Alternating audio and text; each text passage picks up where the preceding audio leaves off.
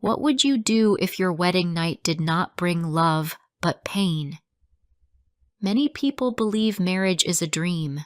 They think it is the start of a happy life. But for me, it was the night I felt small and unwanted. My name is Laura. I am 26 years old. I live in Austin, Texas. I grew up in a simple house with my parents. We did not have much money, but our home was warm and full of care.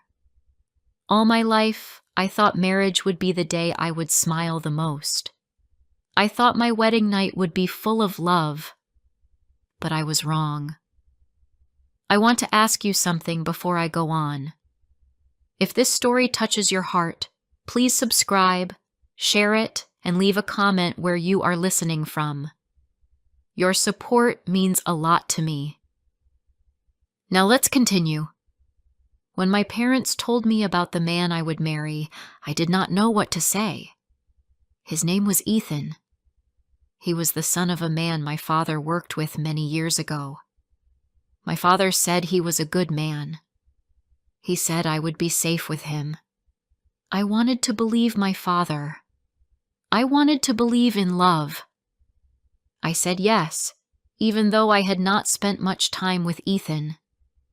The wedding was arranged quickly.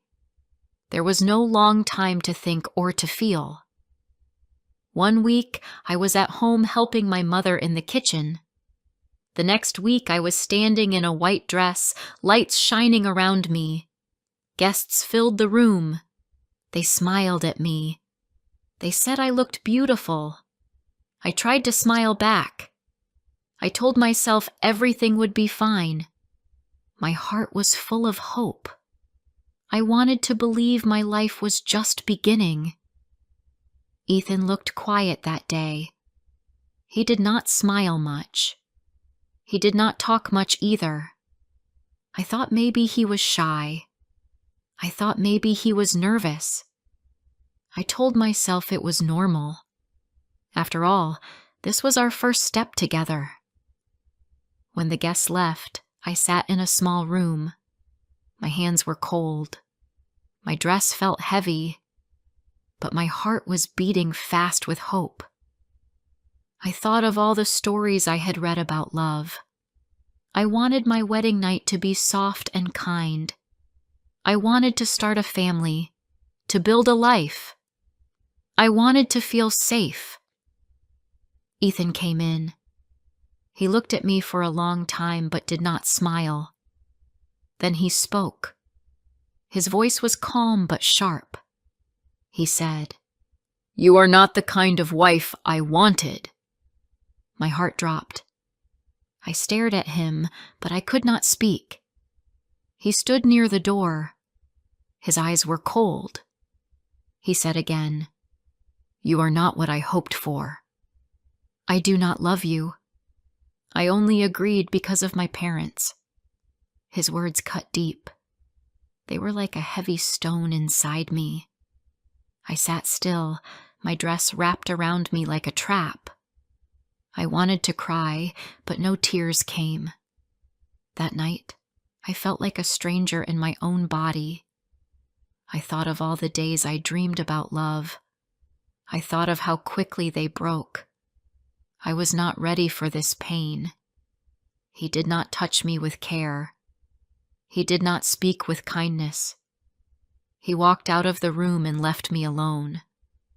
I sat in silence until the morning. Light came through the window.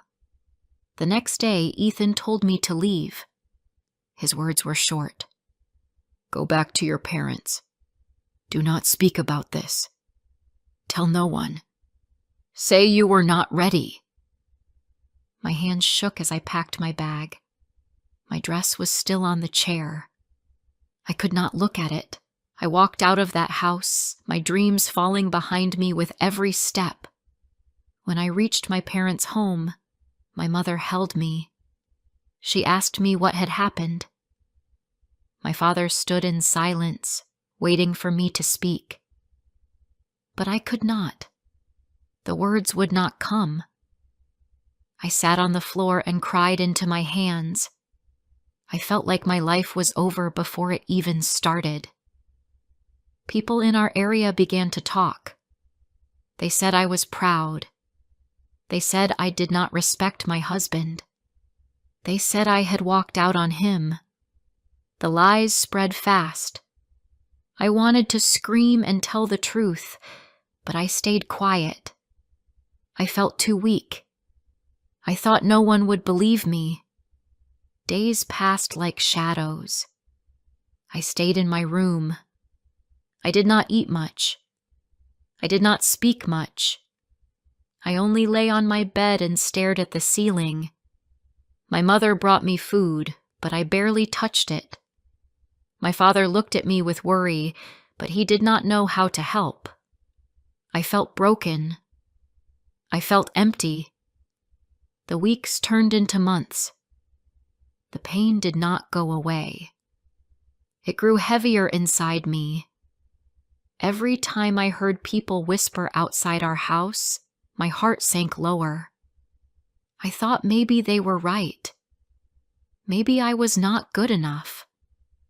Maybe I did not deserve love. The shame wrapped around me like chains. But one day, something was different. My mother sat by my bed and spoke gently. She said, "Laura, you are still young. You have a whole life ahead of you. You cannot stay in this dark place forever." Her words were soft but strong. They made me think. For the first time in months, I looked out of the window. The sun was shining and children were playing on the street. I asked myself, can I still have a life? Can I still have a future? I started to take small steps. First, I walked outside for a few minutes. The air felt fresh on my face. Then I helped my mother in the kitchen. I cut vegetables. I baked bread. I tried to feel normal again. It was hard, but I tried. One afternoon, my father told me about an evening class at the community center. He said I could learn new skills there. At first, I wanted to say no. I felt shy. I did not want people to look at me. But then I thought, maybe this is a chance. Maybe this is a small step toward a new beginning. I said yes. That evening, I walked to the center. The sun was low and the sky was turning orange. My heart beat fast as I stepped inside. I did not know what I would find. I only knew I had to try. The room was simple with white walls and wooden chairs. A few people were already there. Some were older, some younger. A woman with short hair stood at the front and smiled at me. "Welcome," she said. "You can sit anywhere." I chose a seat near the back. My hands shook a little, but I stayed. The teacher explained that it was a class to learn new skills. People came to improve their reading, their writing, and even their speaking in public. At first, I felt shy. I wanted to hide. But slowly, I listened. The voices in the room were calm. No one looked at me in a harsh way. For the first time in months, I did not feel judged. Week after week, I came back. I sat quietly most of the time. I listened more than I spoke. But I started to see the same faces again and again. One man often sat 2 seats away from me. He had brown hair and soft eyes. He was not loud. He did not try to show off. He simply paid attention and helped others when they asked. One evening, the teacher asked us to pair up for a small task. I felt nervous. I thought no one would want to sit with me. But then the man turned to me and said, "Would you like to work together?" His voice was gentle. I agreed. His name was David. He told me he worked part-time at a local shop. He said he also gave some of his time at a shelter in the city. I listened as he spoke. His words were simple, but they carried kindness. He did not ask me about my life. He only spoke about the task and smiled when I tried to answer. I went home that night thinking about his voice. It did not make me feel small. It made me feel safe. I had not felt that way in a long time. The next week, he greeted me again. "Good to see you," he said softly. I was surprised. I was used to people whispering behind my back, saying unkind things. But he looked at me like I was a person, not a story. We worked together again. He did not rush me. He waited when I needed time. His patience was new to me. I liked it. At home, the gossip was still there. People still talked about me. They said I had left my husband because I thought I was better than him. They said I had embarrassed my parents. Sometimes I cried in my room after hearing those words. But then I remembered the calm space of the evening class. I remembered David's kind eyes. And I told myself, maybe there is still hope. One day after class, David spoke to me as we walked out. "I am going to the shelter tomorrow," he said. "We help families who have no homes. If you want, you can come. They always need more hands." I looked at him in silence. My heart beat fast again, but in a different way. I was scared to go, but I also wanted to try. I whispered, "Maybe I can come." He smiled. "Good. We start in the morning." That night, I could not sleep. I thought about the shelter. I thought about the people I might see. I thought about whether I could help anyone when I felt so weak myself. But in the morning, I got up and dressed. I walked to the place David told me about. The shelter was busy. Children ran around. Mothers sat with tired faces. Volunteers moved quickly, giving food, sorting clothes, speaking gently to the families. David greeted me near the door. "You came," he said with a smile. I nodded. Yes, I did. He gave me a box of clothes to fold. I sat on the floor and started working. My hands were busy. My mind was quiet. As the hours passed, I saw faces of people who had lost so much. Yet when someone gave them food or clothes, they smiled. Their smiles were small, but they were real. I felt something I had not felt in a long time. I felt useful. I was not just a girl with a broken wedding. I was a woman helping others. That day when I went home, I was tired, but I was not empty. I felt a little stronger. I started going to the shelter every week. Sometimes I gave food. Sometimes I played with the children. Sometimes I just listened to the women when they wanted to talk. David was always there, moving quietly, never making a big show of his work. He was steady, like a calm river. I learned to trust that calm. At home, my parents noticed a change. My mother said, "Laura, your eyes look brighter."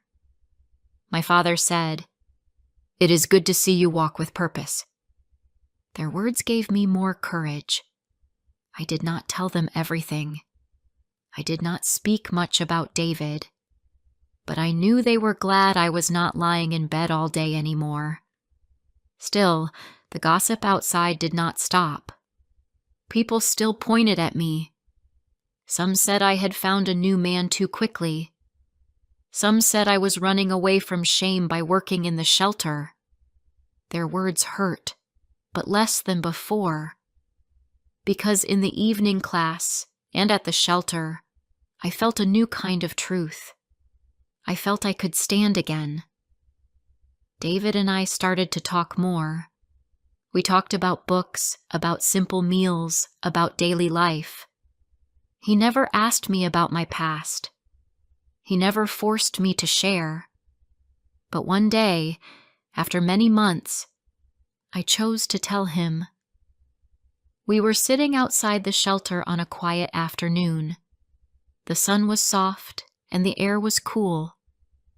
I looked down at my hands and whispered, "My husband said I was not what he wanted. He sent me away.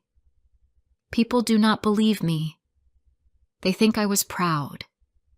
That is why they speak against me." David stayed quiet for a moment. Then he said softly, "That is not your fault. That is not your shame. You are still here. You are still helping others. That means more than their words." I looked at him. I thought he might change after hearing the truth, but he did not. His eyes stayed kind. His face stayed calm. For the first time in a long time, I felt seen, not judged.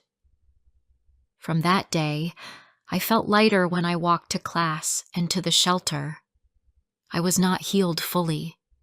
The pain of that wedding night was still with me, but it did not control me. I was learning to breathe again. I was learning that one cruel voice does not define who I am. The weeks at the shelter turned into months. Every Saturday I walked through the doors and felt like I belonged. I carried boxes, I sorted food, I played games with children. Some days were heavy.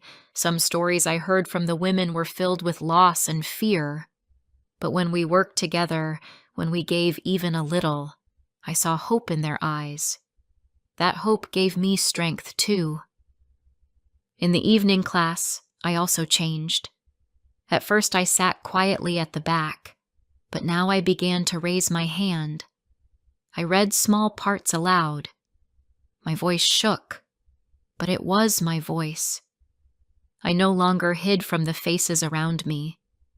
People in the class smiled at me, not with pity but with respect. It was new for me, and it felt good.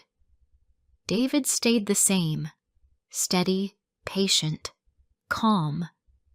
He never pushed me. He never asked me for more than I could give. But slowly, I trusted him more. We walked together after class sometimes. We talked about the day, about the people at the shelter, about small dreams for the future. He said he wanted to study more and maybe work full-time in social care. I said I wanted to learn new skills and perhaps help children one day. He listened, and I believed he cared. At home, my parents noticed how different I was. My mother said one night, "Lara, you smile more now. It makes me happy to see."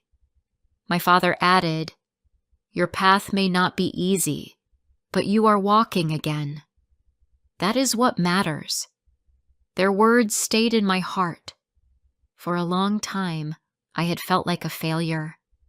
Now I began to see I was not broken. I was still alive, still learning, still moving. But outside, the gossip never fully stopped. Some neighbors still whispered that I had ruined my marriage myself. They said I was too proud, too soft, or too weak. At first, those words cut me deeply. But now, I could walk past them. I told myself their voices were not mine. I did not have to carry their lies. Each time I helped a child smile at the shelter, each time I spoke with a woman who thanked me for listening, I knew their whispers were nothing. I was more than their talk. One afternoon, after many months, the teacher in the evening class asked me to stand and speak in front of everyone. My heart raced. My hands felt cold, but I stood. I spoke about the shelter, about how giving time and care could change a day for someone in pain.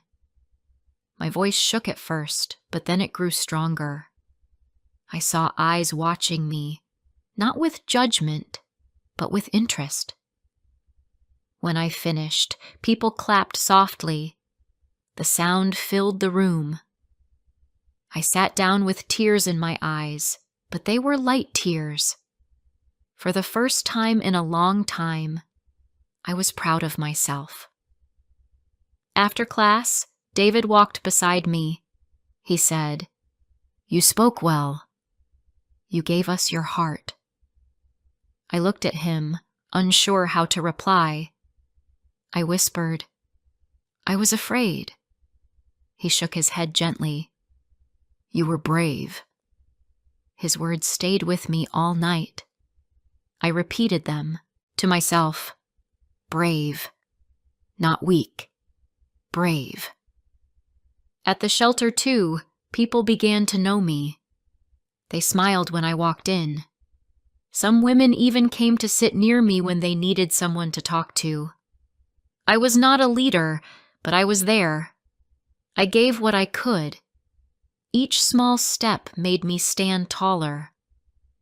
One evening, David and I stayed after the shelter closed. The room was quiet, and the lights were soft. We sat on 2 chairs, tired from the day. He looked at me and said, "You know, when I first saw you, you were quiet. I could see sadness in your eyes, but now I see strength. You carry it with you."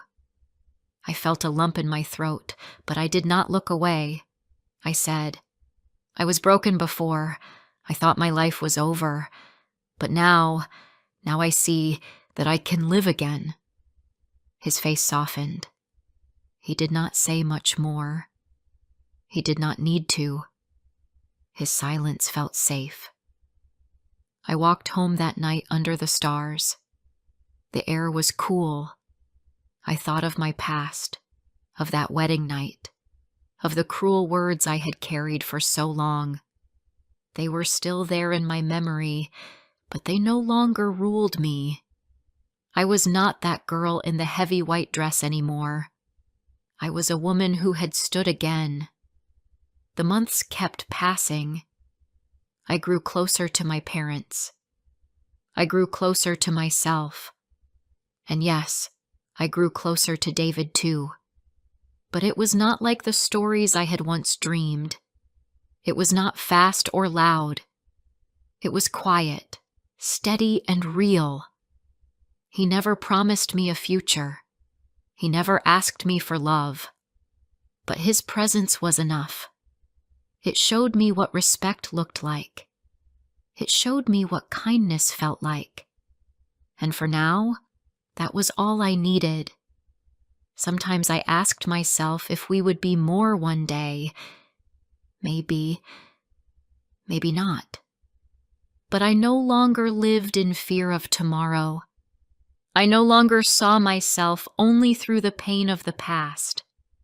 I saw myself as a person who could give, who could stand, who could hope. One evening, as the sun set over Austin, I sat on the porch of my parents' house. My mother brought me tea. My father sat quietly near us. I looked at them and felt grateful. They had carried me when I could not walk. Now, I was learning to carry myself.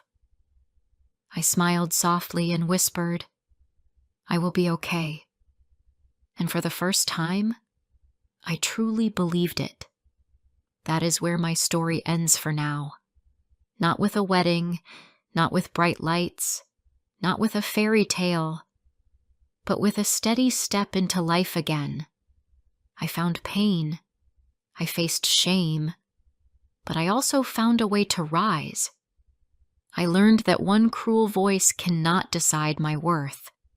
And maybe, just maybe, love in its true form waits for me still. I heard a loud sound in the night. The door closed hard. I jumped from the chair. I waited for his voice, but he said nothing. I heard his shoes on the floor. They came closer. I looked at the clock. It was past midnight. He walked into the room. His face was cold. He did not look at me. He went to the table and threw his keys down. I said, "You are late." My voice was soft. He did not answer me. He only opened his phone. The light from the screen showed his tired face. I wanted to ask more, but I stayed quiet. "Please, my dear friend, before I go on with my story, remember to subscribe, share, and comment below. Your support helps me bring more real and emotional English stories. It means so much to me." He went to the bedroom. I sat in the living room alone. My hands were cold. I listened to the silence of the house. It was heavy. I felt fear. I felt like I was waiting for a storm. I wanted to follow him. I wanted to ask, "Where were you?" But I was scared. I was scared of his answer. When we first married, things were not like this. He used to laugh. He used to hold my hand. He used to bring me flowers. Now he did not smile. He did not laugh. He did not touch my hand. He was far from me, even when he sat close. The next morning, I woke up and made tea. He sat at the table. I asked, "Will you eat?" He said, "No." He drank tea and looked at his phone. He put on his coat and left. I watched him from the window. He walked fast, like he was running away from me. I cleaned the cups. I cleaned the table. My eyes were wet. I wanted to cry, but I held my tears. I asked myself, why is he like this? Did I do wrong? Did I say something bad? I could not find the answer. Later that day, I went to the market. I saw women laughing with their husbands. They walked together carrying food. I felt alone. I wanted that life. I wanted to be happy with him, but I felt I was only a shadow in his life now. That night he came home late again. His shirt smelled of perfume. It was not mine. My hands shook. My heart felt heavy. I said, "Where were you?" He looked at me with cold eyes and said, "Do not ask." Then he turned away. He went to bed. I sat on the sofa. The light was dim. The room was quiet. I cried into my hands.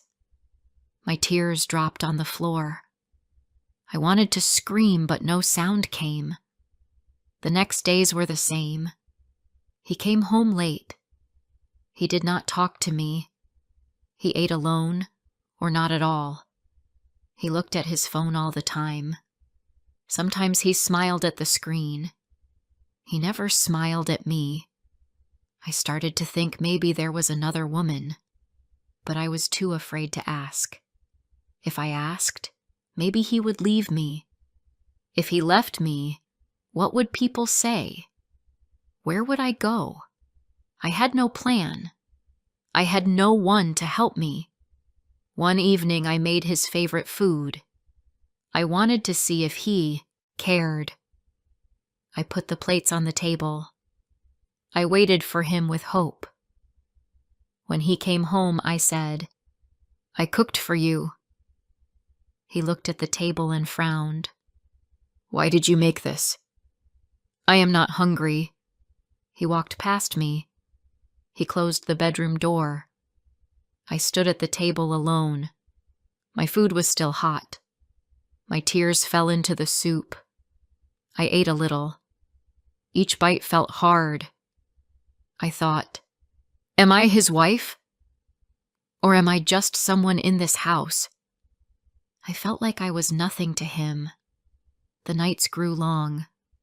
I lay in bed, but I could not sleep. He turned his back to me. I turned my face to the wall. My pillow was wet from my tears. The bed was big, but I felt small and alone. One day, his phone rang. He left it on the table. I saw the screen. A name appeared. It was a woman's name. The words on the screen said, "I miss you." My hands went cold. My body felt weak. I put the phone back. I did not want him to see me look at it. That night, I did not ask him about the message. I wanted to shout. I wanted to say, "Who is she?" But I stayed quiet. I was too afraid. I felt like a bird with broken wings. The next morning, I looked in the mirror. My face was pale. My eyes were red. I did not know the woman in the glass. I said to myself, "This is not me. I was once happy. Now I am only sad." At work, people asked me, "Are you okay?" I smiled and said, "Yes, I am fine." But it was a lie. Inside, I was broken. Inside, I was empty. One Sunday, he stayed home. He did not talk to me. He stayed in the bedroom with the door closed. I sat in the living room and listened to the quiet. The house felt like a prison. I asked myself, can I escape my marriage? Can I find freedom? That question did not leave me. Every day I thought about it. Every night I dreamed about freedom. But fear held me. Fear of being alone. Fear of starting again. Fear of people asking questions. Still, in my heart, I felt a small fire. It was weak, but it was there. It whispered, "You deserve more. You deserve love." I wanted to believe that voice, but I was not ready yet. I was still inside the cage. I was still living in the dark. The next week was heavy. Each day felt long. I went to work, but my mind was not there. I counted hours until evening. I went home, but the house did not feel like home. It was only walls, not love. He came home late almost every night. Sometimes he did not come home at all. He said, "Work is busy." I wanted to believe, but I knew the truth. I saw the message on his phone. I felt in my heart that another woman was there. One night I waited for him at the table. The food was ready. The candles were lit. I wanted him to sit with me. I wanted him to see my pain. He opened the door after midnight. He looked tired, but not from work. He smelled of perfume. His hair was neat. His eyes did not look guilty. He did not even look at me. I said, "I waited for you." My voice was weak. He looked at me and said, "Stop waiting. Stop asking questions." His voice was sharp. My hands shook. He walked to the bedroom. The door closed hard. I sat at the table. The food was cold. My heart was heavy. The next morning I asked him, "Do you love me?" He looked at me with cold eyes. He said, "Do not start again." He took his phone and left the house. I stood by the door and cried. His words were like knives. I wanted to tell someone, but who could I tell? My family would ask, "Why did you marry him? Why do you stay?" My friends would say, "Leave him." But I was not ready. I felt weak. I was scared of a new life. I started to write in a book. Every night I wrote my pain. I wrote, "Today he did not speak. Today he did not come home. Today he did not look at me." The book filled with my tears. The words were heavy, but they were true. One Friday, he left early. He said, "I will be late tonight." I said nothing. I only watched him leave. Hours passed. I sat in the living room. The house was quiet. My phone was silent. He did not call. He did not send a message. At midnight, I heard a car stop outside. I looked through the window. I saw him with a woman. They laughed. She touched his arm. He smiled at her. He never smiled at me like that now. My breath stopped. My hands shook. I moved away from the window. I did not want him to see me. He came inside. He saw me sitting on the sofa. He looked at me and said, "Why are you awake?" I wanted to scream. I wanted to say, "I saw you," but I stayed silent. He went to the bedroom. He did not even hide his face. I walked to the bathroom. I closed the door. I looked at the mirror. My face was pale. My eyes were red. I said to myself, "This is not life. This is pain." The next day, I cooked nothing. I did not wait for him. I sat in the dark room and thought. I asked myself, can I escape my marriage? Can I be free? The voice inside me grew stronger. It said, "Yes, you can. You are stronger than you think." But fear was still there. Fear of people. Fear of questions. Fear of nights alone. I asked myself, what if I leave and regret it? What if I stay and die inside? The questions did not stop. One evening he came home late again. He looked at me and said, "Why are you still here?" His voice was sharp. His eyes were cold. I said, "This is my house too." He laughed. "You are weak," he said. Then he turned away. His words cut deep. I sat on the floor. My tears fell fast. I asked myself, am I weak? Or am I strong? The next morning I walked outside. The sun was bright. The air was fresh. I had not felt this air for long. I walked to the park. I sat on a bench. I watched children play. I saw women smile with their children. I thought, they are free. They are happy. Why can't I be like them? An old woman sat next to me. She looked at me and said, "You look sad." I smiled a little, but my eyes were wet. She said, "Life is short. Do not waste it in pain." Her words touched me. They stayed with me. That night I did not cry. I thought of her words. Life is short. I looked at my hands. They were strong. They could build a new life. My heart was weak, but maybe it could heal. The next day, I opened my book. I read my old words. Each page was pain. Each word was sadness. I turned to a new page. I wrote, "I will not stay in pain forever. I will find a way out." My tears fell, but they were different. They were not only of pain, they were also of hope.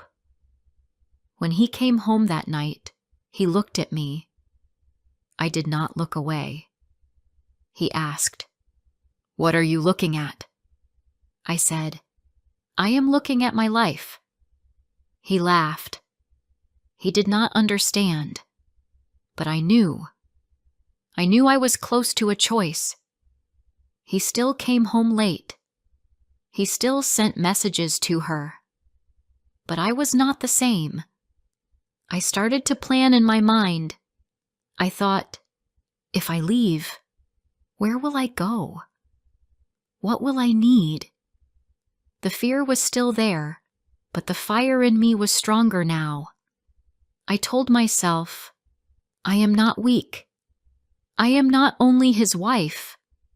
I am me. I started to believe those words. Each day I repeated them. Each night I whispered them before I slept. Still, I did not tell him. I did not want him to know. I was not ready. I wanted to be strong first. I wanted to be ready for the day I would walk away. The days passed, and each day felt the same. He came home late. He said no words. He sat with his phone. He turned his back to me. I cooked less food. I smiled less. I was not the same woman I was before, but inside me, a new voice grew louder. It said, "You cannot live like this. You cannot die in silence. You must choose." That voice made me think every night. I looked at the ceiling in the dark and whispered, "Can I escape my marriage?" One night, I sat with my book. I opened the pages. I read my old words. Pain was in every line. My hand shook as I wrote a new line. I wrote, "I will not stay here. I will not be his shadow. I will leave." When I wrote it, I felt both fear and power. The next morning, I looked at him as he put on his coat. He did not smile at me. He only took his phone and keys. Before he left, I said, "Do you love me?" He did not even stop to look at me. He said, "Do not start." Then he closed the door. I stood there for a long time. My hands were cold. My heart was heavy. But his words gave me the final answer. He did not love me. He did not even care to lie. I was nothing to him. I sat at the table. The sun came through the window. The room was quiet. I whispered, "I must leave." My eyes filled with tears. But this time, the tears were not only pain, they were also a new start. The next week, I saved small coins from my work. I hid them in a box. It was not much, but it was mine. I started to look for a small place. I wanted a room with light. I wanted a door that I could lock. I wanted peace. At night, I still slept in the same bed. He still came home late. He still smelled of perfume. He still sent messages to her. But now I was different. I was not only sad, I was ready. One Saturday morning, I walked to the park again. The air was fresh. The trees moved in the wind. I sat on the bench. The same old woman walked by. She saw me and smiled. She said, "You look stronger now." I said, "I want to change my life." She held my hand and said, "Then do it. Do not wait for tomorrow. Do it today." Her words stayed in my heart. They were simple, but they were true. I went home with new power. That evening he came back late. He looked at me and asked, "Why are you still awake?" I said, "Because I do not want this life anymore." His face changed. He laughed. "You cannot go," he said. "You are weak. You need me." But this time, I did not cry. I said, "I am not weak. I do not need you." His smile was gone. He looked angry, but I was calm. I turned my face away and said no more. The next morning, I packed a small bag. I put my clothes inside. I put my book inside. I put my small box of coins inside. My hands shook, but I kept packing. He was still asleep. I looked at him one last time. He looked peaceful in sleep, but I knew the truth. He was not my peace. He was my pain. I walked to the door. My heart beat fast. My legs felt heavy, but I opened the door. I stepped out. The sun touched my face. I closed the door behind me. My tears came, but they were different. They were not tears of fear. They were tears of freedom. I walked down the street with my bag. Each step felt strange, but each step felt strong. I did not know where I would sleep that night. I did not know what people would say, but I knew one thing. I was free from him. I went to a small room near the market. A kind woman owned the place. She said, "It is not big, but it is safe." I smiled and said, "Safe is enough." I gave her my coins. She gave me a key. I held that key in my hand. It was small, but it was power. That night I sat on the bed in my new room. The walls were plain. The air was quiet. But I felt peace. I opened my book. I wrote, "Today I left. Today I am free. Today I start again." My tears fell, but they were soft. The next morning I walked to the market. I looked for small work. I found a shop that needed help. The owner said, "Can you work long hours?" I said, "Yes, I can." He gave me a chance. My hands worked, my feet moved, my back hurt, but my heart felt light. I was working for me now, not for him. Days turned into weeks. I lived in my small room. I worked in the shop. I cooked simple food. I walked in the park. I wrote in my book. I was alone, but I was not empty. I was learning to live again. One evening, as I sat on my bed, I thought of him. I asked myself, do I miss him? The answer came fast. No. I did not miss his silence. I did not miss his cold eyes. I did not miss his late nights. I did not miss his lies. I only missed the dream I once had. But the dream was gone. Now, I had a new dream. My new dream was simple. I wanted peace. I wanted respect. I wanted love that was true.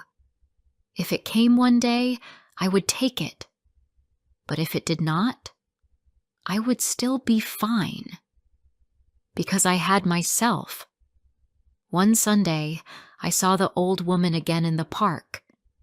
She smiled and said, "You look different." I said, "I left my husband." Her eyes were soft. She said, "I am proud of you."